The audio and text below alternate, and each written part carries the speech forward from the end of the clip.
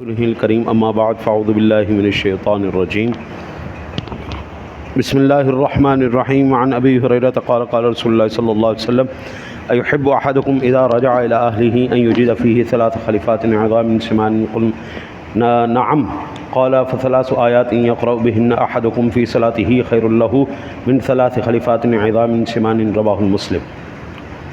حضرت امام مسلم نے حضرت سیدنا ابو ہریرہ رضی اللہ تعالیٰ عنہ سے روایت نقل کی ہے۔ وہ فرماتے ہیں کہ رسول اللہ صلی اللہ علیہ وسلم نے ارشاد فرمایا کہ تم میں سے کوئی یہ چاہتا ہے کہ جب وہ اپنے گھر لوٹے تو وہاں 3 حاملہ بڑی اور موٹی اونٹنیاں پائے۔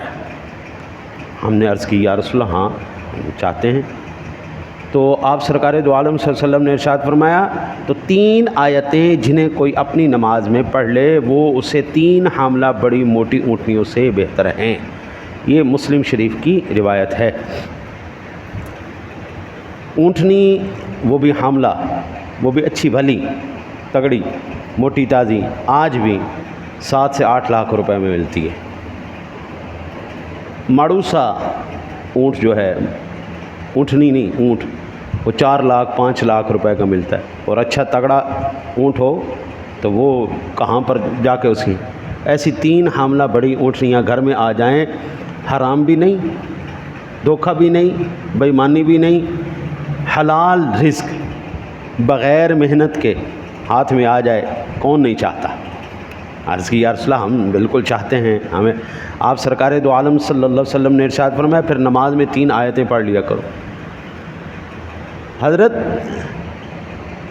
اس معاملے کے اندر اکثر افراد مبتلا ہیں کہ قرآن پاک وہ ٹھیک سے نہیں پڑھ سکتے۔ آپ قرآن پاک جو آیات سورہ فاتحہ شریف ہے، کم از کم 4-5 چھوٹی آیتیں سورتیں، سورہ کوثر ہو گئی، سورہ اخلاص ہو گئی، سورہ لہب ہو گئی، یہ چھوٹی صورتیں صحیح طریقے سے آپ ادا کر لیں۔ میں کہتا ہوں حضرت یہ فضیلت آپ ہر ایک کو حاصل ہو سکتی ہے۔ اب صورتحال کیا ہوتی ہے؟ قرآن پاک کے اندر 29 حروف تہجی ہیں، ان ہر ایک کا مخرج الگ ہے، ہر ایک کا مخرج الگ ہے۔ اکثر ساتھی گڑبڑا کہاں جاتے ہیں؟ ان کو ہماری زبان میں کہتے ہیں حروف قریب الصوت، وہ حروف جن کی آوازیں ایک دوسرے سے ملتی جلتی ہیں۔ مثلا ثا، اس کو سین، ثا سین صاد، 3 حرف ہیں، اکثر ایک ہی لیول پہ لے آتے ہیں۔ ثا کو بھی سا کہہ دیتے ہیں، سین کو بھی سا، صاد کو بھی سا، یہ تینوں ایک لائن میں لے آتے ہیں۔ ثا کا مخرج الگ ہے، سین کا مخرج الگ ہے، صاد کا مخرج الگ ہے۔ اسی طرح قاف، کیف، قاف، کیف، قاف کا مخرج الگ ہے، کیف، قاف کے ساتھ کوئی لفظ لکھا جائے اس کا مطلب الگ ہے، کیف کے ساتھ لکھا جائے۔ مثلا قرآن پاک میں ایک لفظ استعمال ہے فی قلوبہم مرض فزادہم اللہ مرضا، اور ایک لفظ استعمال ہے وَكَلْبُهُمْ بَاسِطٌ ذِرَاعَيْهِ بِالْوَصِيدِ، کلب، وہاں پہ بھی کلب استعمال ہوا، یہاں پہ بھی، لیکن یہاں پہ ہے قلب، قلوب کی واحد قلب، وہاں پہ کلاب کی واحد کلب، قلب، کلب، قلب کے معنی ہے دل، قلب کے معنی ہے دل، کلب، کلب کے معنی ہے کتا۔ اب آپ خود اندازہ کیجئے کتنا بڑا فرق پڑ گیا، دل کی جگہ کتا آ گیا، کتے کی جگہ دل آ گیا، یا دل کی جگہ بھی کتا، کتے کی جگہ بھی کتا۔ اسی طرح قل، قل کہو، کل کھانا کھاؤ، کلوا واشربوا من رزق اللہ، یعنی قل هو اللہ احد۔ اب معنی آپ دیکھیں صرف چھوٹی سی ٹیوننگ ہے، بالکل ہلکی سی۔ اب اس نے یہ کہلاتا ہے تحریف حروف، تحریف الفاظ، تحریف قرآن، جو کہ غیر ارادی طور پر ہو تو گناہ کبیرہ ہے، قصدن ہو تو یہ کفر ہے۔ اب یہاں پہ آپ اندازہ کیجئے حمزہ اور عین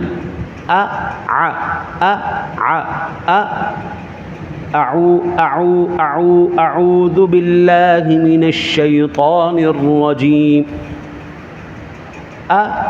کو بھی آ کیا, عین کو بھی اعوذ غلط ہے. من الشیطان غلط ہے. من الشیطان غلط ہے. اعوذ باللہ من الشیطان الرجیم. تا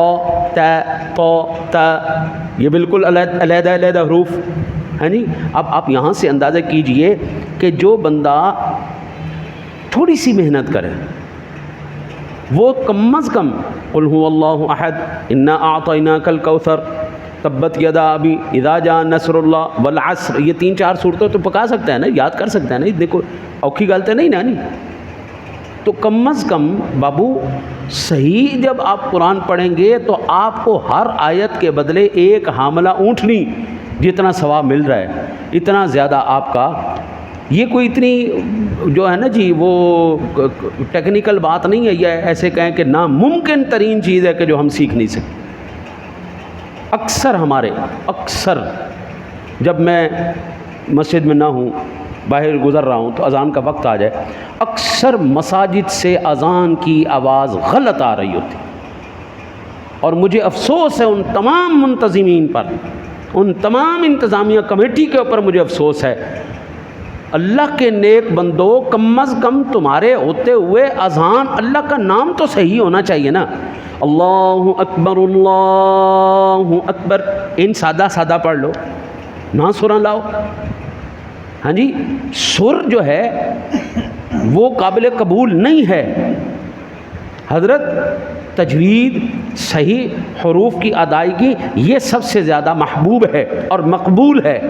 آپ بغیر سر کے صحیح پڑھیں, اللہ کی بارگاہ میں مقبول. اللہ اکبر اللہ اکبر, آپ نہ سر لگائیں. اگر تجوید کے ساتھ سر بھی آ جائے پھر سبحان اللہ, کیا بات, ہاں پھر کیا بات ہے, پھر سبحان اللہ اچھی بات ہے. لیکن یہ نہیں کہ سر ہی سر ہوئے, وہ ہوئی نہ, تجوید ہوئی نہ, حروف ہوئی نہ.